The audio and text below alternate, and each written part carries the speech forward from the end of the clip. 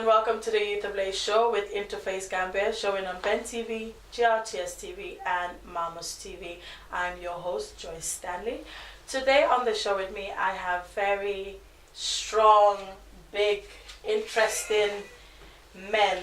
I don't know whether to call them politicians, like the leaders of tomorrow in Gambia. I'm not sure what names to call them yet, but we've been having interesting conversations in the studio whilst we're waiting for everything to set up and run up, and it's just been so interesting. Thank you so much for coming. On my left, I have Linani Njai, who does not like to be introduced, but I will leave him to do that. And then I have Modu Jallo, who is studying his master's in African development. And then I have Keba Jame, who is a PhD student studying economics. Very, very interesting topics they are doing. Something I will not go by, but it's good that you're doing them. Guys, thank you so much for coming on the show. Today we are focusing on the New Gambia. We're still in that track of things at Youth Ablaze here. We're looking at the New Gambia, the developments that are happening, and more so for the young people. This is where our focus lies. What can the young people do at this point in time? What strategies can they take to make sure that they have their foot inside the door when it comes to politics, and how they prepare themselves to become future leaders of tomorrow? But first question we will look at is this: how important is development in a country? How important is development in a country, in a nation? I will go to you, Modu, first. Modu Jallo. Thank you. I think if a country is not looking to develop, what are you actually doing? Because if your goal as a country is not to develop, you might as well not exist. Because we're looking at development, it can be, different people define it differently. But I think most of us, all of us on this panel will agree that it means, social improvements, it means economic improvements. And if you're not trying to improve people's lives economically, socially, so to me, development is number one, which is hence what I'm studying. And I think it's the number one priority of any government, of any society, is how do you make people's lives better, one generation after the other. And what would we say that, obviously we've just changed hands, Gambia has just changed government recently. At some point in time, what we saw as development then became something of a something that we didn't want to live anymore, because it was like, okay, there was development, or so we think that there was development, and then there's just been this drastic shift. Linani, what's your take on when, now that we've changed government, from when we still had the former government, what developments do you think were there or were not there? That's a very good question. I think, just going back to the point you mentioned about, what you would probably define as development, thinking about economics and the social well-being of people. I will not say that Gambia was worst of what it was compared to Jara's time. I was young. So I don't know too much about that, but I know that there was some development that took place during Jammeh's time in Gambia, and stuff. But I don't think that's always a good way to measure development. I think sometimes it's coming aside definitely.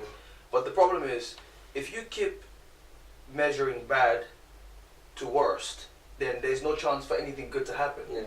What Jawara has done is what he's done. The lessons is to pick up where he left off from. Why were we in the situation we're in? How could we have made that better? And you have that same discussion with Yadim's time. And then now you have that discussion with what can we do with what we have now with Barra's time. So it's very difficult for me to say. I don't live in Gambia, so it's very hard for me to say they need this, they need that. But the basic things I'll say they need is good roads, electricity, water, a schooling system that meets the needs of young Gambians, healthcare, seeing more ambulances than Rolls Royce, things like that. That's what I'll say, really. Thank you. And Keba, you're studying economics, PhD. Economically, what sort of changes would we say as a nation? What are the basic? I know obviously you've not been to Gambia and you live here and you're studying, but from your study point of view, what are the economical changes that we as human beings would need in a country, in a nation? Yeah, thank you very much for that question.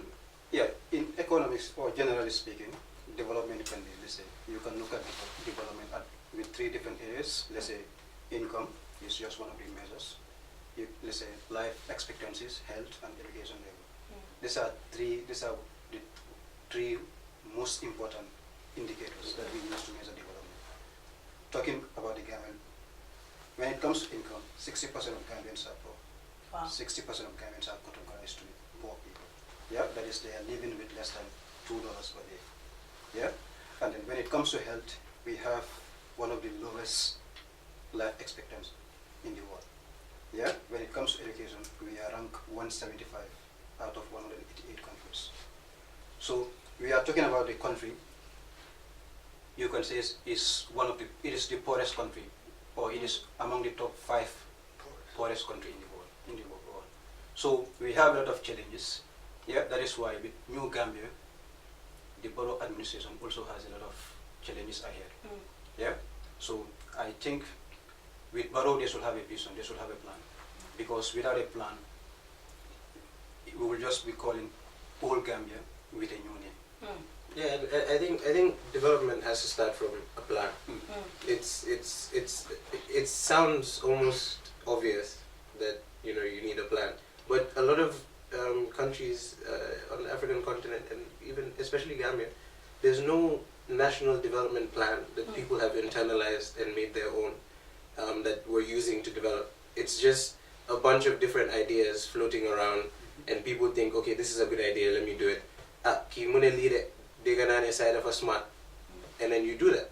Instead of actually saying, okay, let's all come, have all the stakeholders sit at one table and say, what is important to Gambian people? Not what is important to the UN, not what is important to our donors from the US, from the UK, and so on, but what is important to us.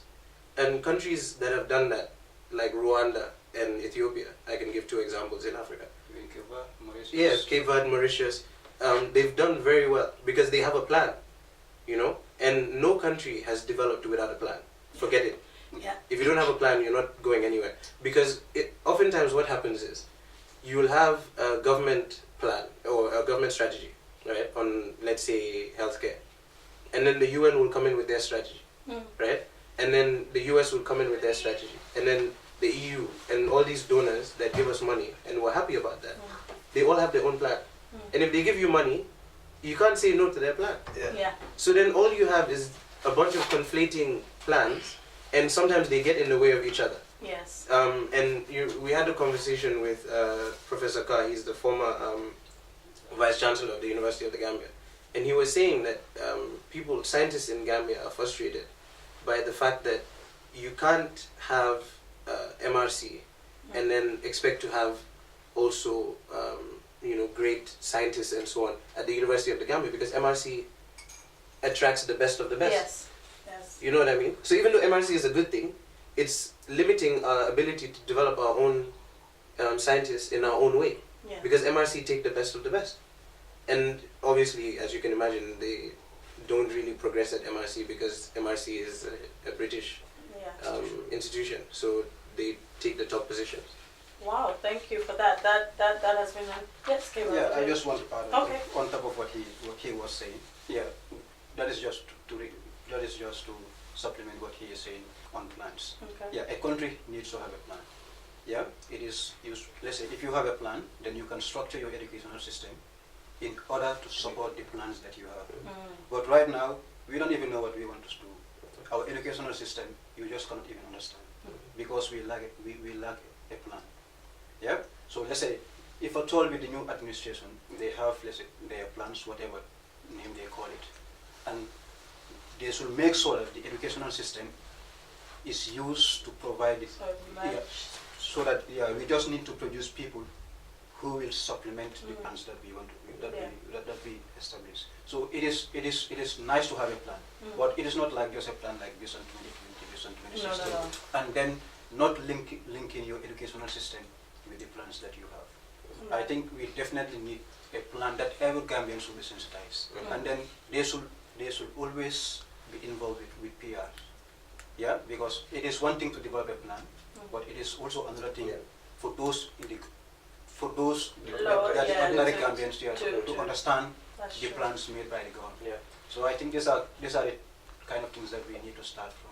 And I think it's only in African countries, some African countries, you find that the people who are not either in the parliament's houses or in the, working alongside politicians and stuff, get to know about these things or are interested in these things. You tend to find that the woman in the marketplace is not really informed about anything that's going on, or she's not interested to take up that stage and say, oh, okay, what's happening with this government? What are my benefits from voting for this government? It's more of, okay, there is not one person here, this person is coming out, this other person is coming in, maybe I like this person, maybe I don't like this person. I remember in Jame's time when we were voting, it was that song going, we need Yaya, we don't need Opa, and I'm like, now when I think about it, I think, was that the only reason why people didn't vote for the other party? Because they thought, oh, here comes this young man, he's an army, he's helped us remove this first government who was not doing anything, and we have this old man now coming to stand alongside him. Maybe let's just, take him out, and for that reason, that's what. So my question then is that, how do we educate people to know or to kind of do their own investigation in order for them to have an understanding of what these parties stand for and how they will benefit in the development of their country? But not to deviate from that question, going back to the point you just made, having a plan and a strategy, and how do you build institutions, educational institutions, legal institutions, the police? How do you train these people, or all these people in these institutions, to meet that plan, the demands of that plan? So people probably said, we need Yajam, we don't need OPA. Yajam probably never had a plan. And not only did not only that he didn't have a plan, you're looking at the schooling system that has not been trained to demand a plan, to understand what's needed, to have this vision of this is the plan. You hear Vision 2020. If you go to primary school or even high school level, you don't know what Vision 2020 means. So if you have these plans, but you don't have the institutions and the schooling systems that would build the brains that would reflect that plan or make sure that plan comes into reality, then it's like gambling. It's like you're just hoping somebody comes in by accident. You're just rolling. You're just rolling on. School, we're going for school, and that's a very important point, because that's why our priorities are never right. That's why we'll have more Rolls Royce and Hummer Jeeps than we will have school boards or school benches, because there's no plan. So you're just going by So that's the biggest point. But I think you should ask that last question. But that question, it ties in. It's how do you educate the people on the ground, or how do you then merge, the plan that the government have with that which needs to be implemented together to make sure that it works? So it's always two approaches. There's a short term and a long term. So in the long term, definitely education plays a massive role. It's the integral part of making people understand their duties. And I think a very important part of that is teaching the subject civics in schools. So people understand how their government works. Who's your minister? How do you vote? Where do you go to vote? Just the things that we take for granted in other parts of the world. But some of these people don't know. And they don't understand the importance of voting or the power you wield with your vote. Because if you vote for someone, you're putting them in a position of power. That in itself is power, right? But a lot of people don't understand that. So that's the long-term approach. The short-term approach is the government is expected to do a lot. But one of the main things is to groom the next generation. And one part of doing that is running campaigns, right? Not running campaigns in terms of political parties, but the IEC, right, should have sensitization campaigns that tell people what their responsibilities are, how they can vote, where they vote, why they should vote for someone, like you were saying. So as opposed to just voting because this person is the same tribe or this person built a dam or a well in your community, or because this person gave you bags of rice, which happens a lot in Gambia. But what is their vision? What is their plan? How do they want to? What vision do they have for you and your kids? Yeah. Right. So it's not about what vision do they have for you right now, but also the future. So do they want to build more schools that will help with teaching your kids about their responsibilities? Do they want to build roads? And if they do, how do they want to do it? Go further, you know, because it's all nice saying, man, nama sampan yon fini, dama definitely. But at the end of the day, how do they plan to do it? Because then you can ascertain whether this person is just talking or if they actually have a vision. Yes. So that is very important. So like I said, short term and long term. Yeah, that is absolutely true. So I will just look at the other side of it. Let's say, for example, the Gambia. You know, we all know that it's a very small country. Yeah. Now, what does it take to develop the Gambia? Yeah. Let's assume that the borough government now say that, let's say they want to make Gambia the financial center. Why can't we? The Gambia can be like how UK is in the EU. Yes. Yeah. The Gambia can be how Hong Kong is like to the Asian. Yeah. Why can't we transform the Gambia? We can do that. We are. It is just 6 hours from any European country to the Gambia. We are almost in the same time zone. It is an English-speaking country. We have that edge over Senegal, countries like Senegal. Yeah. So let's assume now the borough government wants to put the Gambia as, let's say, the financial center of Africa. To make our plans, we can link that with our educational system by trying to train schools, trying to train people who will be, let's say, financial engineers. Yeah, who can, because let's say by having a plan, if we do not have the people who can implement those plans, Then it will never work. Yes. Yeah, we always like to build bridges. Yeah, and then we will contract someone from other countries to come and build that bridges, and then we cannot even maintain those bridges. That is not development. No. And that is what we have been seeing in the Gambia. And I am afraid that maybe the next government will be doing the same thing. Build feeder roads, build hospitals, and then you will not even have the Gambians who can man or maintenance those things. And I think that's, for me, that's where the young people come into this. Yeah. You know, a lot of the times you hear people saying, oh, why don't those that are in the, you know, outside of the Gambia, you know, come back home? And why don't, I remember at some point in Jammeh's time, there was this huge thing about, oh, why don't those who are in America or wherever they are come back home? But we are saying that, what do we come back home to?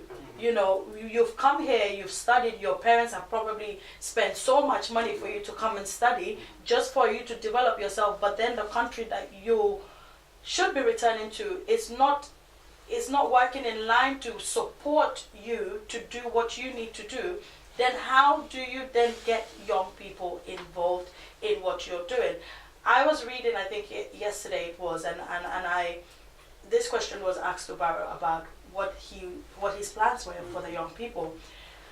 He only mentioned 2 lines, which was, okay, we'll you know, find jobs for them and that, and then he went on into talking about this manufacturing and all of that stuff, and I was thinking, well, that's interesting, because I'm sure you can talk more about the development of young people than just saying we're going to create jobs. No, there's a lot that has happened with young people. Young people in the Gambia, most of them have lost hope in the government. They don't look up to the government anymore for anything substantial. It's like, okay, I'll just do it myself, and if it succeeds, it succeeds, and if I get the support, I get the support.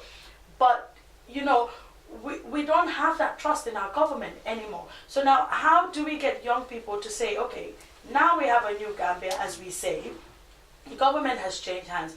What can we do now to start speaking up before our voices get silenced, in order to make sure that what happened in the previous government does not happen to young people this time? I think that's a very powerful question. It's a very tough one too, because I think like I said to you guys before, I'm seeing on Facebook and social media, there are a lot of young Gambians putting groups together, trying to question things. And I think during the independence, I think there was a group that came out trying to say, why are you spending so much money on this? So there are Gambians that are waking up. There are young Gambians that are seeing that the government needs to take a bigger responsibility for their well-being.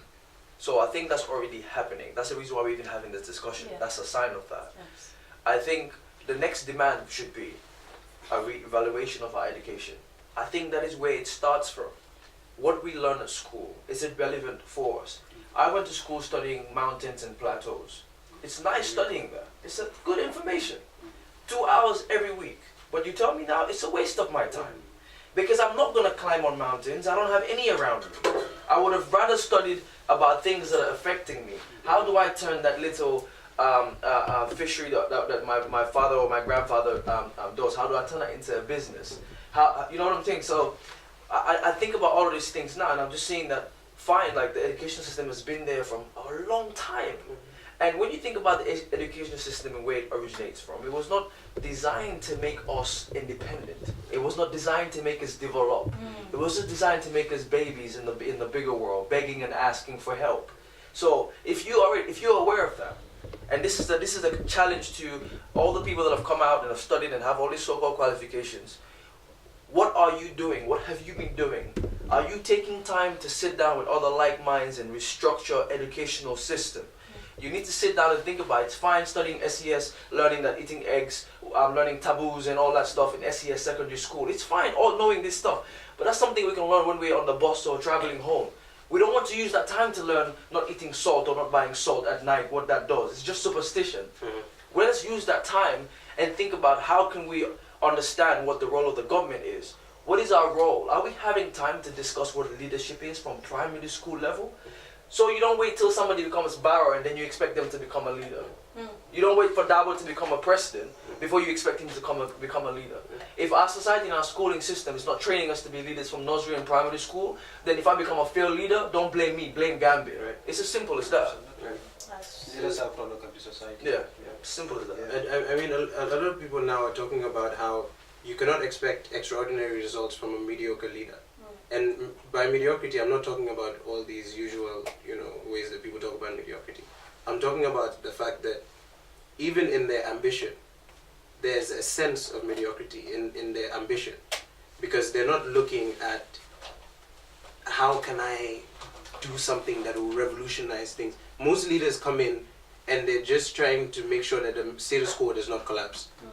They're not looking at how can I disrupt the status quo in order to make change that will last a long time. Because if you think about it, a lot of change that needs to happen has to be quite radical. I don't think a lot of people understand that. Yeah.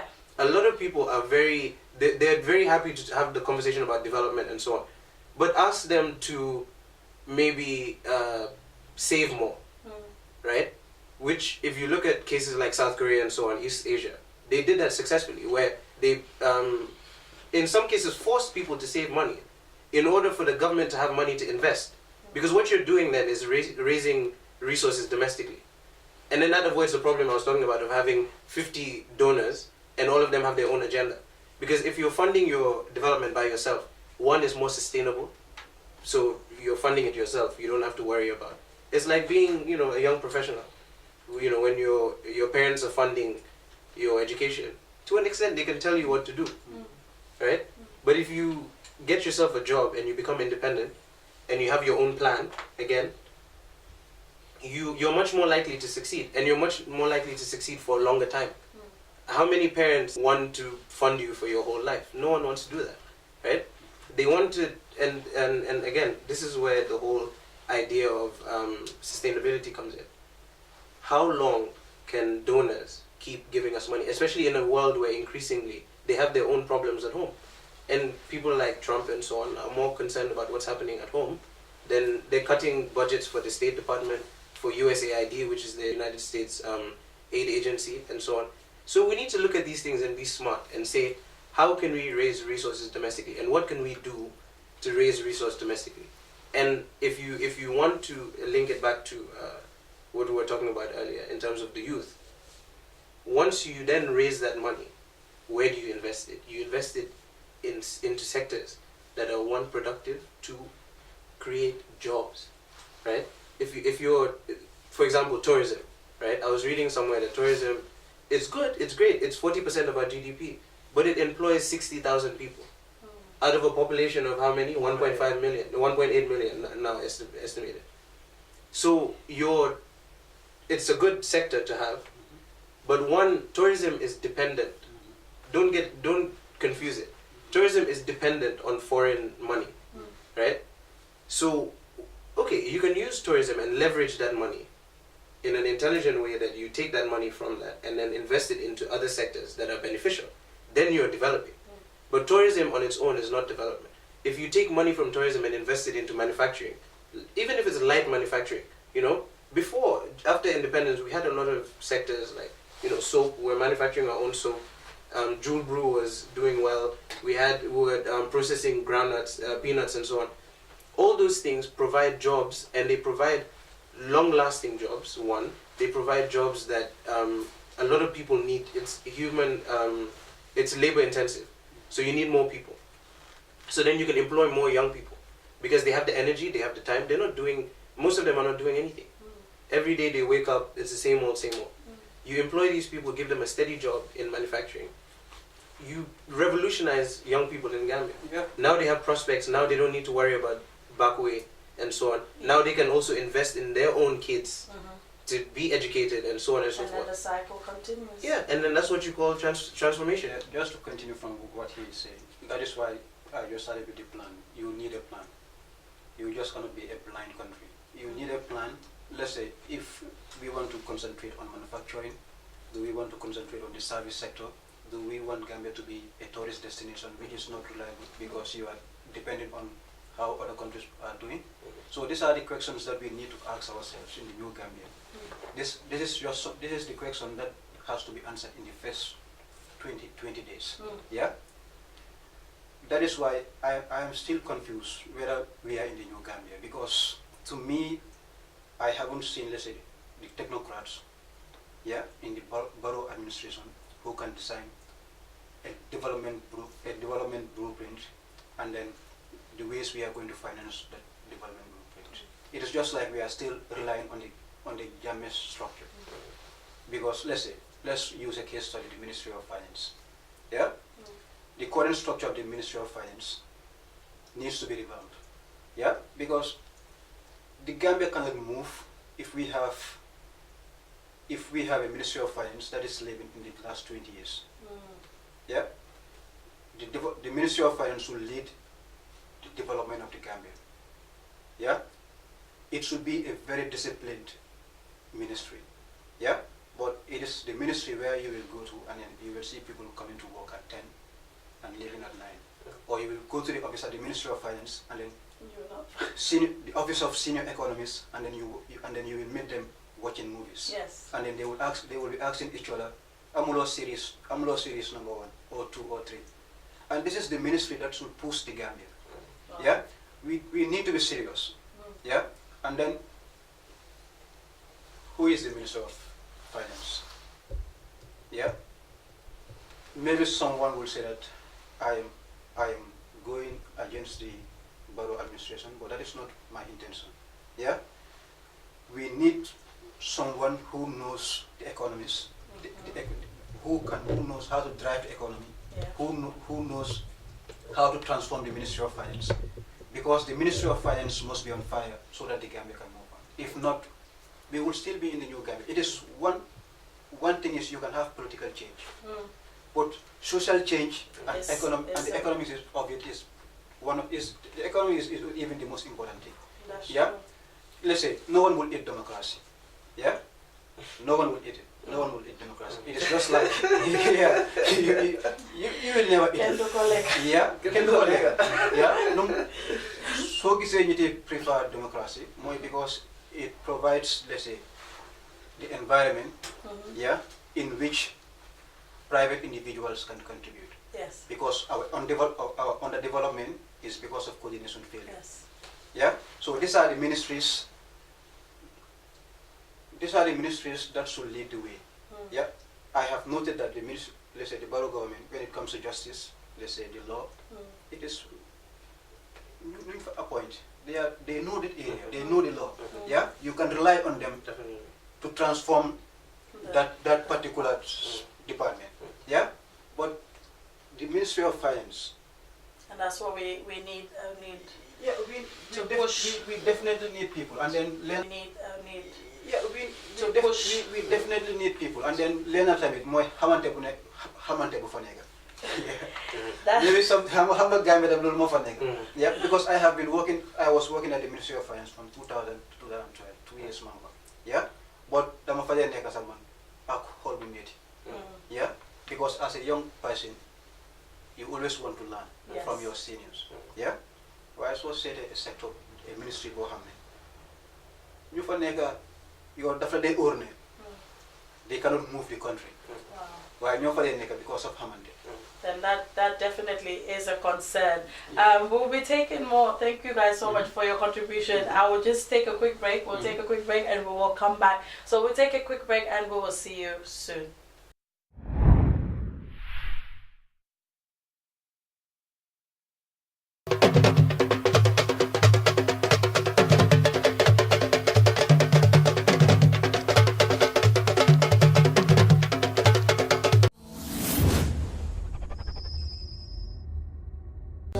There is a land not far away, where the sea meets the shore on a golden beach, where the river flows through the forest in 1,000 creeks, a place where people smile and say hello. Welcome to the Gambia, the smiling coast of Africa. The Gambia is the destination for a fabulous holiday. A love of nature is in the soul of the country. The many forests and parks teem with wildlife. Up in the trees, red and green monkeys gather and sometimes come down to play. Other natives of this forest are perhaps shy.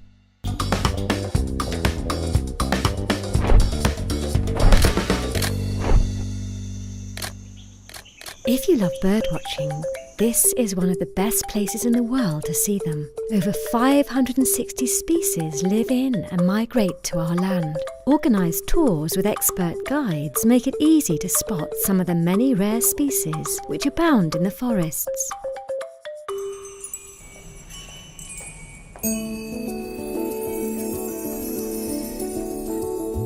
If it is luxurious surroundings and a warm welcome you're looking for, this is the perfect place. On the golden sands by the mighty ocean, our fabulous hotels offer everything modern travellers would expect. High quality, attention to detail, personal service, and more. Imagine a private retreat buried deep in the forest. A special place to relax, recharge, and get in touch with our culture and nature.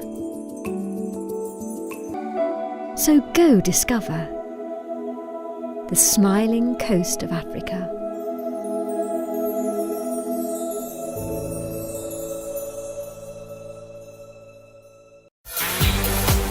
Supersonics Money Transfer. Send money online with debit, credit card or direct bank transfer from anywhere in Europe. Instantly received in over 35 countries worldwide. Download our app now. Simple, secure and fast. Supersonics Money Transfer. Supersonics Money Transfer.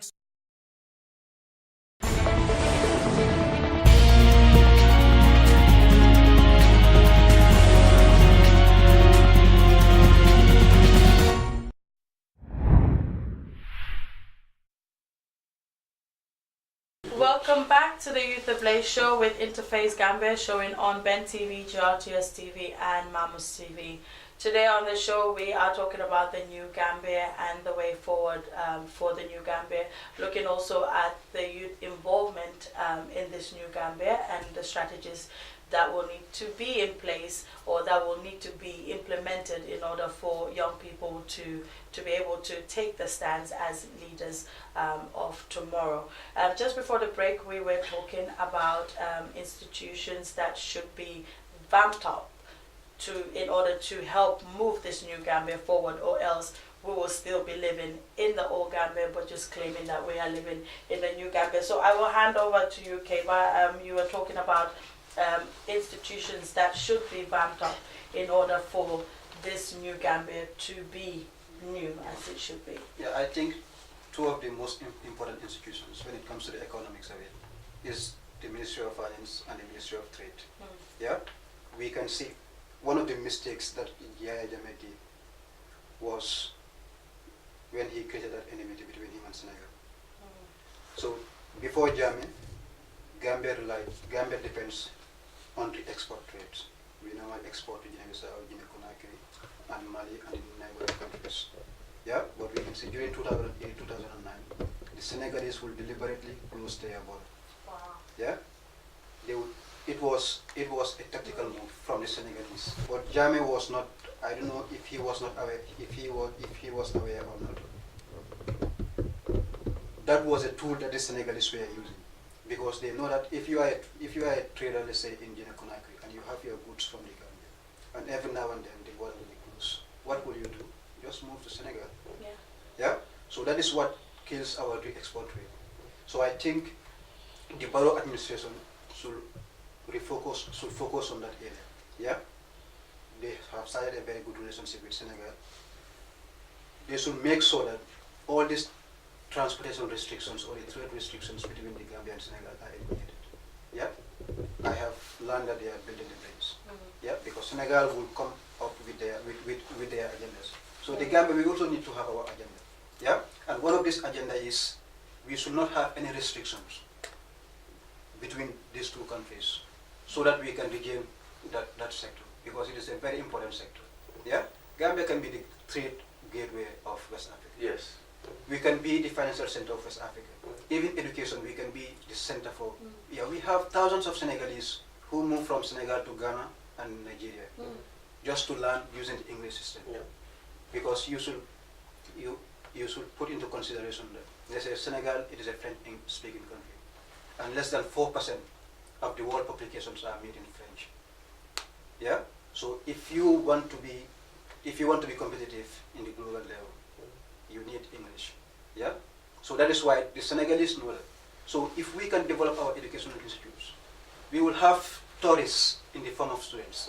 That is what UK is doing. Yes. A more sustainable one as well. Yes. Yeah, and it is more sustainable than tourism. Yeah. Yeah. How many thousands of students do we have in the UK from all All parts of the over. world? So All over. if we can develop our educational system, and that will be our new tourist industry, Yeah. where we will have, let's say, students from Senegal, even Ghana, Nigeria. I have a lot of friends who will tell me, how can I have admission to the University of the Gambia? And my response will be, just you must go to the Gambia, because you cannot make your application online. It is the only university. Wow. I cannot name a university without a website. Even Newstart High School. Even in Newstart High School, you can make your application online. So we need to focus in this area. Yeah, in Newstart High School, but in the University of the Gambia, you cannot make an application online. Yeah. So we need to work on our university, even if we can have another university, so that competition can kick in. Yeah, we can have tourists in the form of students, and these are the things that we need. We don't only need democracy. Democracy is just one of the things that we need. Yeah, but we need to enhance the livelihood of Gambians. We've spoken quite a lot about what the government, things that the government should implement. But I was just sitting there thinking, what should the Gambian people invest in this new Gambia to help in its development? There are a lot of things actually that I could mention, but I think I'll focus on the ones that I view as a priority. Gambians, no matter where you are, right, we need to start looking at our own people as forms of ways of developing our own country in the people themselves, as opposed to other things that we talk about as development. Developing human capital, right? Any economist, any development specialist, any anthropologist or whatever will tell you that the investment in your own people is the foundation of any Sort of development. any sort of development. Because then once you, and I'm not just talking about education, I'm talking about health, right? If you look at the AU's plan, right, for development for the whole of Africa, they emphasize health and education, right, as the main driver. So if you can build a school, do it. If you can build a hospital and provide services in that way, do it. I just spoke to a doctor here. He's an orthopedic surgeon in the UK. He's looking to move back to Gambia to start what will be the first, orthopedic surgery in the Gambia. That is brilliant. Now, how do we as Gambians support him in a way that then he can produce more orthopedic surgeons, right? How can the University of the Gambia support him in a way that he can even lecture at the university? Absolutely. Because while he's here, we can use him and his human capital to provide human capital for others, right? So, economists like to talk about linkages, right? You hear this word linkages, but all they're talking about is, if you're building something, does it provide development for other sectors? Does it provide development for other people, right? So, to me, right now, tourism is great, but unless you link tourism to something else. For example, if we had an airline, right, that was profitable, you can link tourism to that airline, right? Where the government can subsidize the airline and make it in such a way that people that are coming in, the airline can be competitive. So then people will choose, for example, I know Gambia Bird was private, but let's say it was a Gambian-owned company, right? You could then create that linkage between tourism and your airline sector, right? And then you can create other linkages from there, from the airline sector to, to the agro sector and so on and so forth. And then infrastructure, right?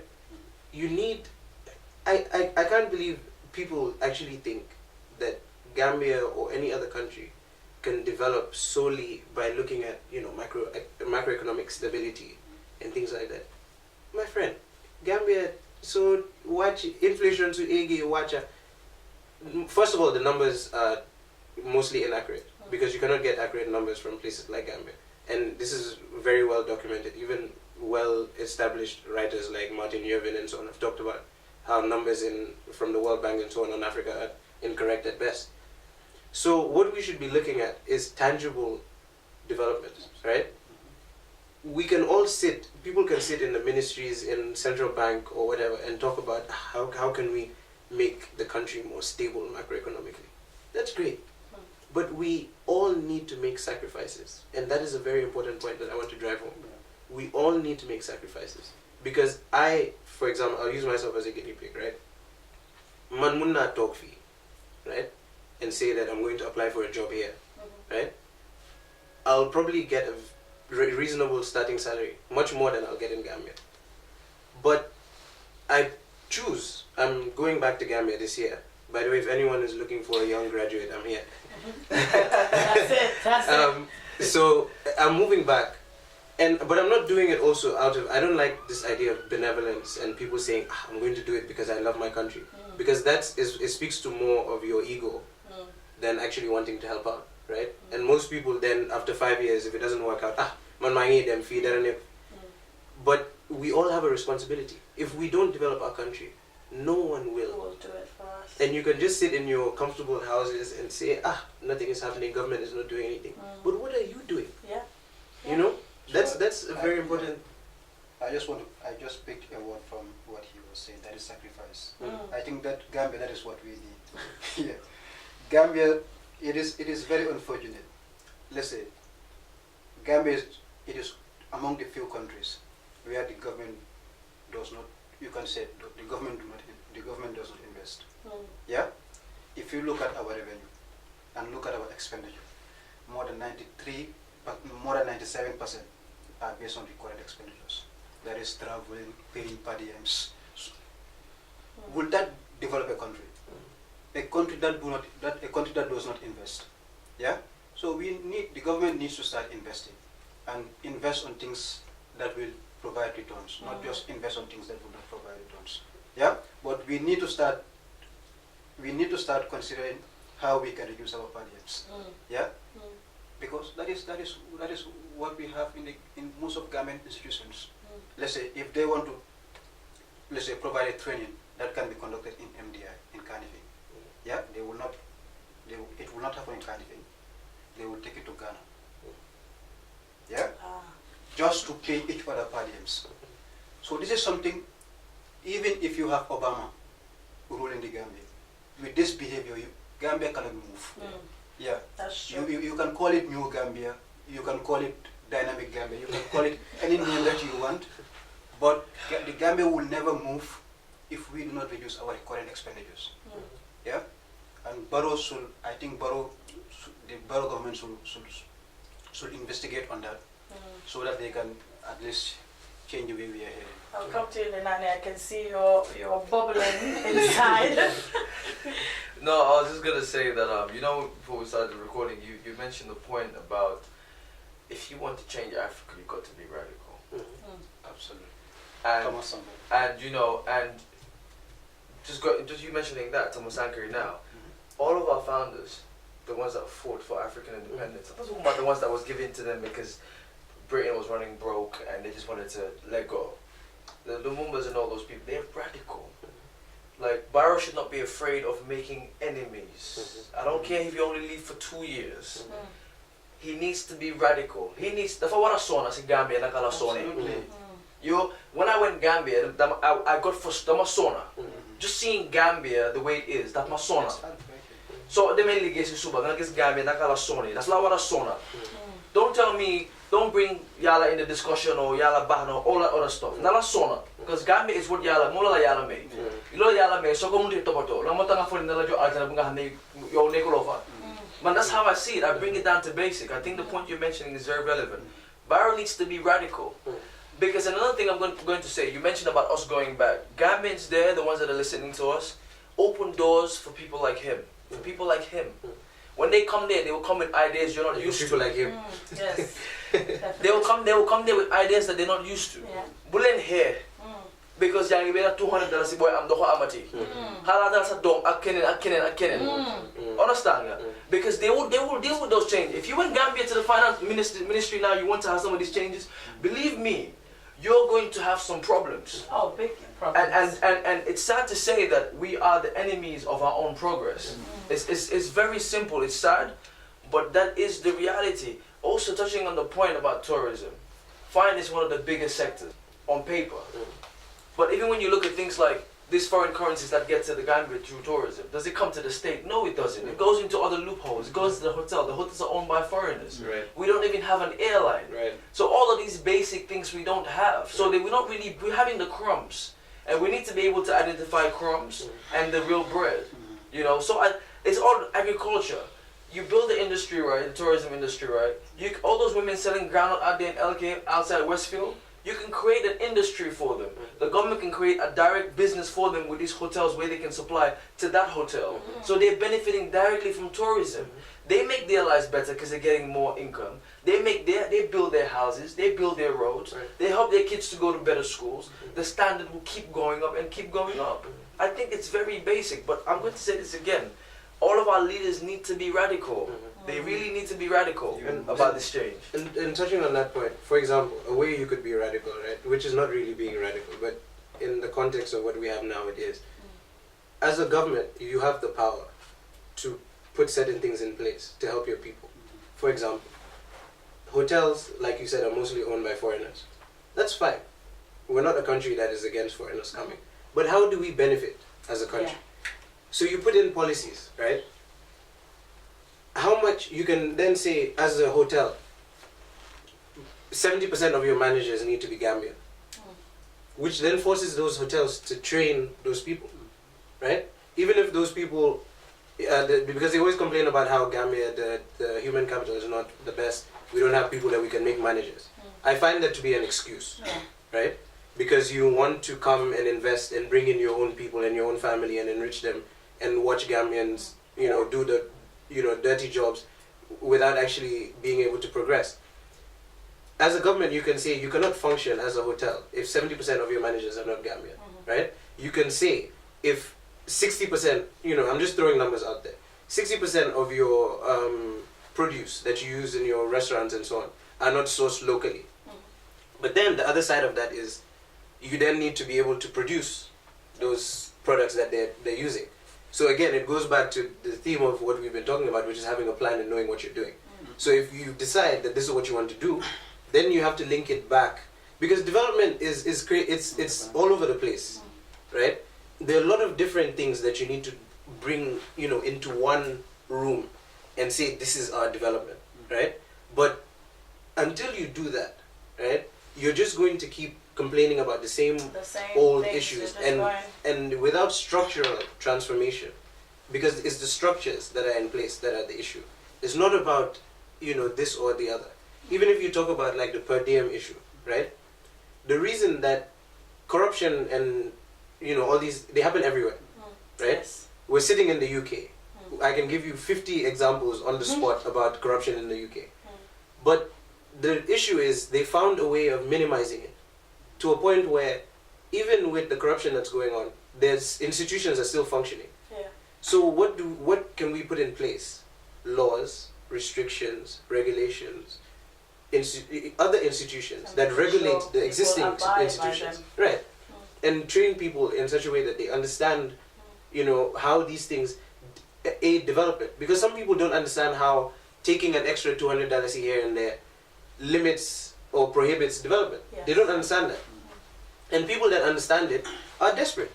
There's a direct correlation going to, this is Keba's field, but I'll steal from it a bit. Economists will tell you, there's a direct correlation between income per capita, right, and corruption. So the higher income people have, the less corrupt the society is. Because they don't have a need to be corrupt.